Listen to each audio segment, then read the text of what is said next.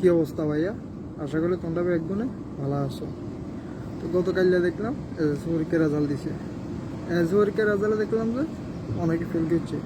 তো ফেল করে দেখলাম যে অনেকে হতাশাগ্রস্ত, ফাঁস করতে পারে না, বন্ধু বান্ধব ফাঁস করে লেছে, মনে ফাঁস করতে পারে না, 1 বছর পিস নামে গেছে। এই জন্য দেখলাম যে অনেকে আবার আত্মহত্যা করে।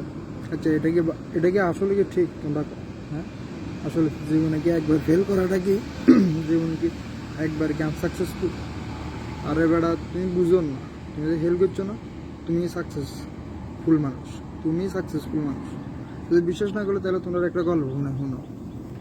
2018 সালে এসএসসি পরীক্ষা আমরা পরীক্ষা দিই। 2018 সালে এসএসসি বেশ আমরা দেখা গেল যে আমরা লাগে অনেকে পরীক্ষা হেল্প করছে, আবার অনেকে টেস্ট পরীক্ষা হেল্প করছে, ফাইনাল পরীক্ষার জন্য অ্যালাউ হতে পারে না। এগুলি কী করছে? বিদেশ গেছে কই, ঠিক আছে, আর বন্ধু বান্ধব বল বিদেশ গেছে কিছু ব্যবসা বাণিজ্য শুরু করছে। আজ ঠিক 6 বছর পরে আইয়ারে এখন স্টাবলিশ। অনেকে বিয়ে করে ইউএলএস, অনেকে বিয়ে করে ইয়ারে পোলা মান্য হয়ে গেছে অনেকে, ঠিক আছে না, বিয়ে করে লেছে বিদেশ যায় মাসে 40-50 হাজার টাকা কামার। তাইলে কি দুনিয়াতে কোনো সাকসেস ন? আয় অনেক ইয়ে হয়েছে 24 সালে আইয়ারে 8,000 টাকা বেতনে চাকরি করি। তো আমরা এখন বেকার মানুষ, ঠিক আছে, আমরা এখন বেকার, আমরা এখন চাকরি খান ঠিক করতে পারি না। চাকরি দিলে তোয়াইতে জুতে ক্ষয় করে লাইয়া জুতে নিজে ক্ষয় করে তারপর আমরা কলা চাকরি জুড়ে না।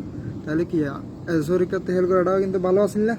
এই সময় যদি এসএসসি পরীক্ষাতে হেল্প করতাম তাহলে বিদেশ যাইতাম কই, বিদেশ যাই মাসে লাখ লাখ টাকা কামাইতাম। নাহলে ব্যবসা বাণিজ্য ধরা দিত, একখান সাধুমার কাম ধরা দিত, নাহলে ওয়ার্কশপে ঢুকে দিত, ঠিক আছে, ওয়ার্কশপে কাম করতাম, নাহলে সিএনজি মুছতাম, সিএনজি কাম করতাম, সিএনজির কাজের কাম করতাম, ঠিক আছে, কোনো না কোনো একটা কাম করতাম। ভালো লাগে যদি এসএসসিতে হেল্প করতাম। তো হেল্প করলে তো ভালো আছে না, হেল্প করলে কাম করলে তাহলে টাকা কামাইতাম। মাসে বাংলাদেশে থাকলে 20-25 হাজার 30,000 টাকা কামানো কাম শিখলে কোনো ব্যাপার আছে না। বিদেশে গেলে তো 70-80 হাজার টাকা কামানো কোনো ব্যাপার আছে না। আচ্ছা, 6-7 বছরে তাহলে অ্যাকাউন্টে না হইলো কত থাকতো?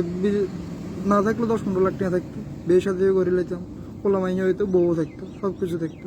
কিন্তু না, ওই দিন এসএসসিতে হাস করি ইয়ারে কি করলাম, হাস করলাম, হাস করি ইয়ার স্নাতক করি লাভ নাই। খালি সার্টিফিকেট কথা কি মানে কাগজের সার্টিফিকেট কথা কি বানাই যায়, লাভের বেলায় জিরো। চাকরি তো বাইতে 8-10 হাজার টাকা বেতন চাকরি কাম পাইতে জুতে ভয় করি লাগে, তারপর ভাগ্য চাকরি জুড়েন না। তাহলে কি এসএসসিতে যে হেল্প করছে ইয়ে দুনিয়াতে ইয়ে সাকসেস, ইয়ে সাকসেস। এই বিদেশ যাইব, মাসে মাসে ডলার কামাইবো, রিয়াল কামাইবো, বাস ইয়া সাকসেস। আর দেশে থাকলে তো ব্যবসা করবো। আরে তোমরা বলো, তোমরা জানো না আগে কোম্পানিতে এখন কি নেই? আগে কোম্পানির মালিক কতটুকু হরা লাগা করছিল? হ্যাঁ, গাজীপুরে ঢাকা গাজীপুরে কত কোম্পানির মালিক আছে জানো?